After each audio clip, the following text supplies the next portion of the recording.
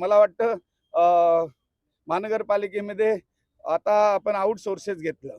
आउटसोर्सेसमध्ये टाकायला पाहिजे होतं आपण 8-8 की नविंबित राहणारे प्रकल्पग्रस्त असतील, झोपडपट्टीमध्ये राहणारी जी लोकं असतील, नविंबित शहरामध्ये लोकं राहणार आहेत, अशा लोकांना त्या ठिकाणी प्राधान्य दिलं पाहिजे. पण जो 5 लाख, जो 7 लाख रुपये देतो, त्या लोकांना ते कामाला घेतात आणि ही गोष्ट फार वाईट आहे. आणि जर आयुक्तांनी ह्या ठिकाणी जर आम्हाला जर गृहीत धरलं, तर याद राखा, जर आम्हाला आम्ही या ठिकाणी आता आज बघता आपण एकही माणूस इथं कोणी धरून आणलेला नाही.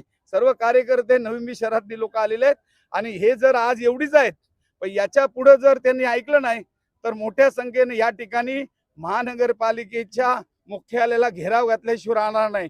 आणि म्हणून कोणीतरी सांगतं मग हॉस्पिटल बनवायचं, तिथं CRZ आहे, तिथं मग कोणतरी 2 गटांमध्ये वाद होतो, मग तुमच्या भांडणामध्ये आम्हाला तिथं मेडिकल कॉलेज बनत नाही, हॉस्पिटल बनत नाही.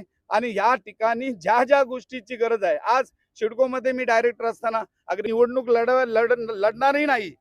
जर मला या लोकांनी जर हे केलं नाही तर मी आचारसंहिता चालू असताना देखील या मोर्चे हे चालू राहतील.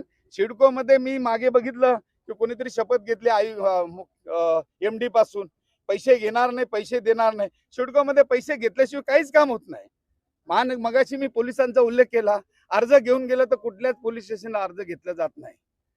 चोरीच्या केसेस होतात, मला तर वाटतं 90% नोंदी होत नाही. मग हे काय चाललेलं आहे? लोकशाहीला कशाला म्हणतात? लोकशाही जो येईल अर्ज त्याचा स्वीकारला पाहिजे.